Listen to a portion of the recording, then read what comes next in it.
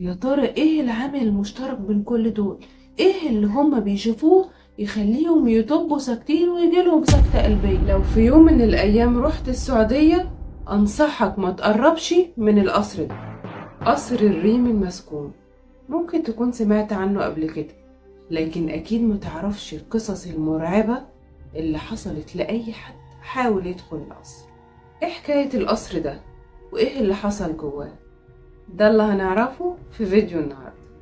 اهلا بكم في حكايات غدا سعد الدين. قصتنا النهاردة من اكتر قصص الرعب والتشويق والغموض. وقبل ما نبدأ قصتنا النهاردة ما تنسوش اللايك الحلو بتاعكم، وتتأكدوا ان انتوا عملتوا اشتراك للقناة عشان تشوفوا كل قصصنا. ويلا نبدأ في قصة النهاردة.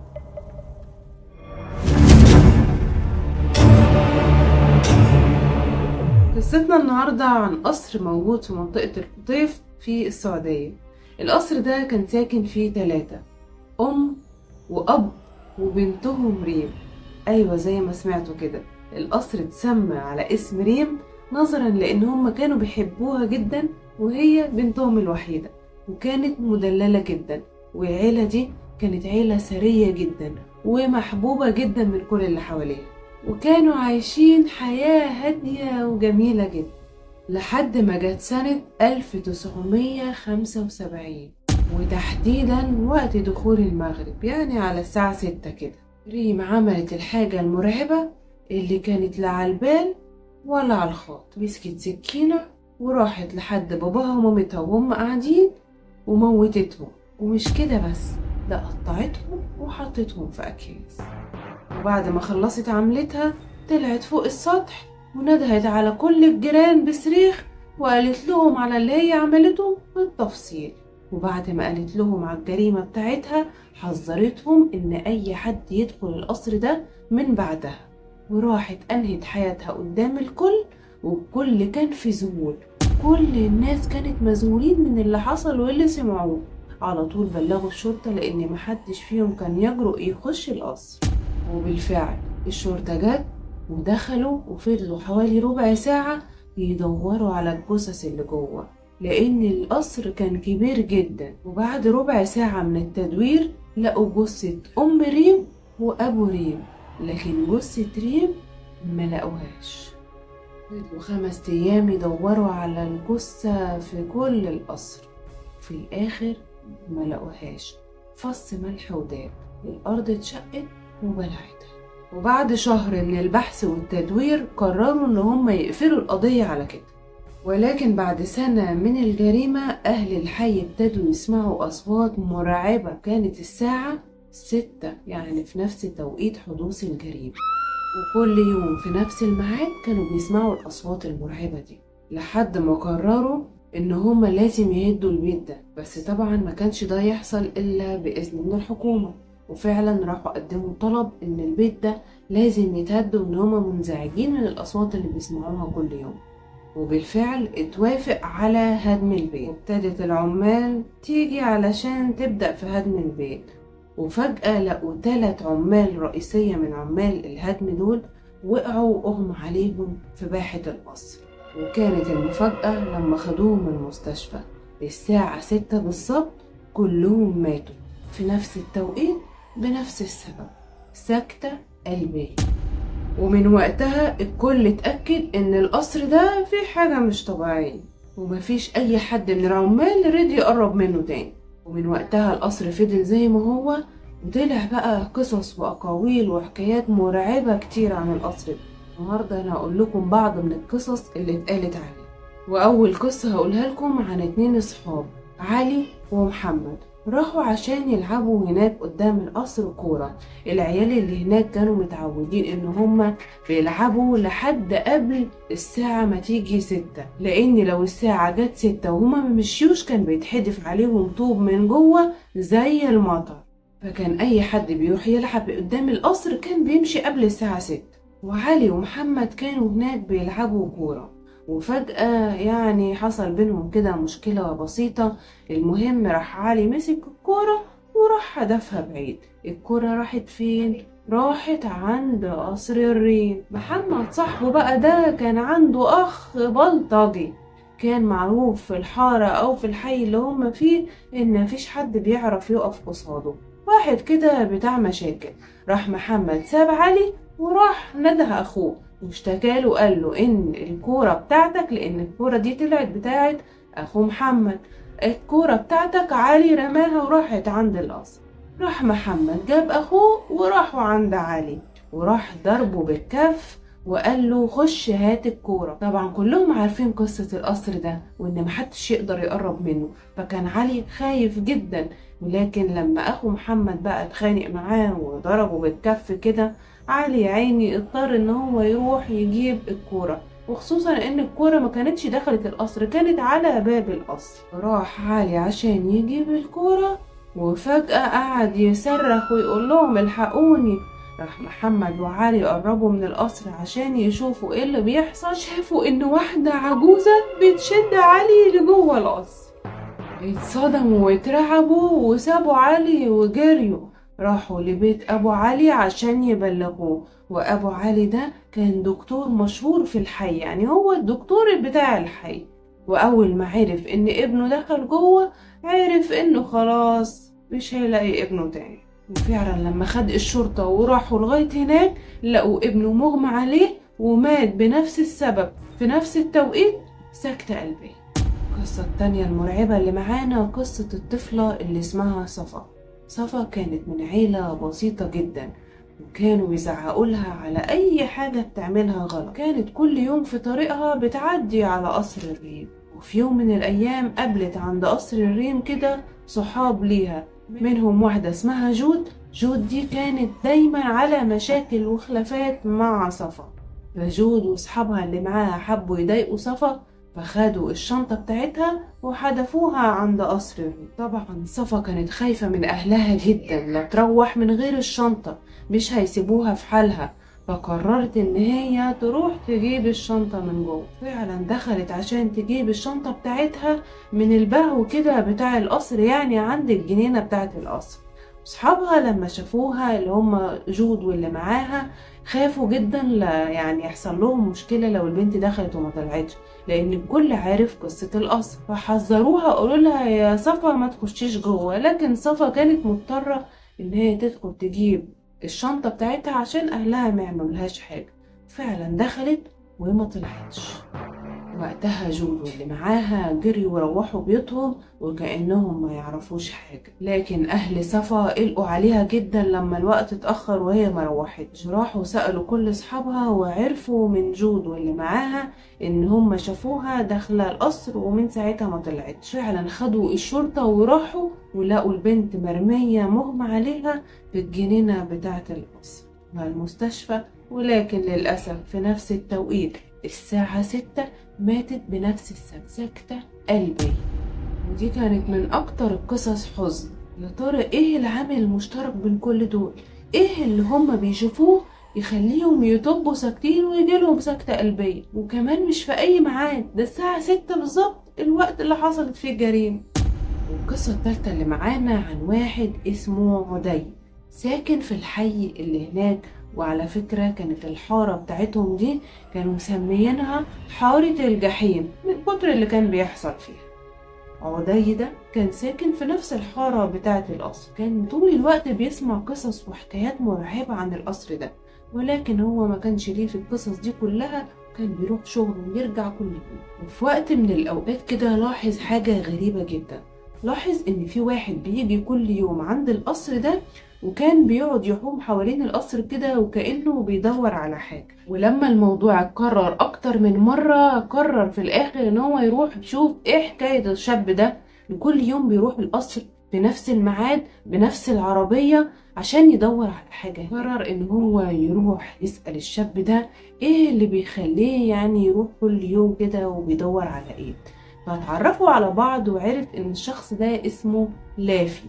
سأله يا لافي انت بتيجي هنا ليه وبتدور على ايه كل يوم؟ لافي قال له انه ليه واحد صاحبه كان جاي هو وصحاب معاه علشان يدخلوا القصر ده، ومن ساعتها موبايلاتهم مقفولة ومحدش يعرف عنهم حاجة، فانا كل يوم باجي ادور عليه على امل ان انا الاقيه. فعدي كده بينه وبين نفسه قال له يا مسكين انت ما تعرفش حاجة، ده اللي بيجي هنا ويدخل القصر ما بيطلعش، واللي بيطلعوا ميتين.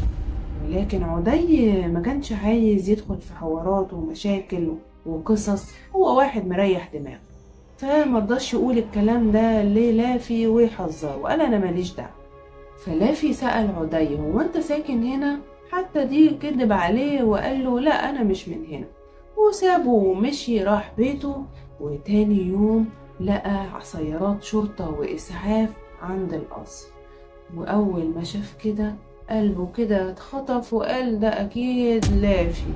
راح لغاية هناك وكله رعب وبص على الجثة اللي كانوا مطلعينها، واكتشف فعلا ان هو لافي. وقتها حس بتأنيب ضمير جدا، انا ليه ما حذرتوش ان هو ما يخشش، وليه ما قلتلهوش ان انا ساكن هنا وقلتله على القصة عشان احذره وما يخشش القصر. حزن على لافي حزن شديد وفضل يدور وراه عشان يعرف مكانه عشان يروح العزا بتاعه. ولما دخل العزا هنا بقى كانت المفاجأة، لقى في واحد هناك عمال يعيط ويصرخ ويقول لأبو لافي أنا السبب، أنا اللي عملت في صاحبي كده. فعلى طول جه في دماغه اللي جه في دماغكم دلوقتي، اللي ده صاحب لافي اللي كان مختفي هو وصحابه، وكان لافي راح يدور عليه. فعدي راح للمجموعة دي اللي هو الولد اللي هو عمال يصرخ ده والمجموعة اللي كانت معاه، بيقول له يعني انت ليه عمال تقول ان انت السبب، هو ايه اللي حصل عشان تقول كده؟ فالشاب ده قال له انا صاحبه، وما كان معايا مجموعة من صحابي قلنا له ان احنا رايحين القصر ده، وفعلا رحنا بس خفنا ندخل وقررنا ان احنا نروح البر يعني حتة كده عندهم زي الصحراء عندنا، يعملوا يعني كامبينج كده زي اللي بيحصل كده عندنا في الصحراء بتاعتنا. المهم ان هم راحوا البر والعربية غرزت منهم، وطبعا هناك ما كانش فيه شبكة، وقعدوا كام يوم هناك محدش عارف يوصل لهم لحد ما عدى عليهم ناس وانقذوهم. ولما رجعوا اكتشفوا ان لافي راح يدور عليهم في القصر ودخل القصر وحصل له اللي حصل. طبعا الشاب ده كان ندمان جدا جدا على اللي عمله، كان ندمان جدا وحزين، وكان عمال يقول انا السبب في اللي حصل للافي. غيرها وغيرها من القصص المرعبة اللي حكاها كمان جد كان عايش هناك في نفس الحي أحفاده كانوا طبعا صغيرين، كانوا طبعا عمالين يسمعوا في المدرسة، وكانوا عمالين يسمعوا من كل حتة من الناس كمان اللي كانت عايشة زمان في أيام قصة القصر دي، قصص كتيرة قوي، وكانوا عايزين يتأكدوا القصص دي حقيقية ولا. راحوا لجدهم وهم قاعدين معاه كده سألوه عن قصة القصر ده، وقالوا لي يعني احكي لنا يا جدي، وهل القصص اللي بتتحكي دي حقيقي ولا، وهل فعلا انتوا بتسمعوا اصوات بتطلع من البيت ده، اصوات مرعبة كل يوم؟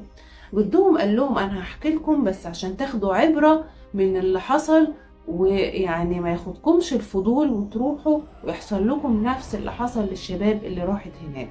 وفعلا ابتدى يحكي لهم وقال لهم والله انا عن نفسي ما سمعتش اي اصوات طالعه من هناك، بما اني انا بعيد عن البيت شويه، انا ساكن في نفس الحاره اللي فيها البيت، ولكن انا بعيد عن القصر ده، فعشان كده انا ما بسمعش. فانا لا انا مصدق ولا انا مكذب، لان في اشخاص كتير كانوا بيسمعوا بشكل يومي الاصوات المرعبه اللي طالعه من القصر ده. وحكى لهم ان في يوم من الايام الناس سمعت صوت صريخ، برضو اصوات مرعبه جايه من جوه، ولكن الناس اللي كانت بتسمع الاصوات كل يوم قالت ان النهارده الاصوات اللي طالعه دي مش زي اللي بنسمعها كل يوم، ان الاصوات دي مختلفه. واكتشفوا فعلا ان بعد كده ان اللي كان بيعمل اصوات الليله ديت كانوا مجموعه من الشباب، كانوا يعني بيطقطقوا زي كده ما بيقولوا اهل السعوديه، كانوا بيهزروا يعني.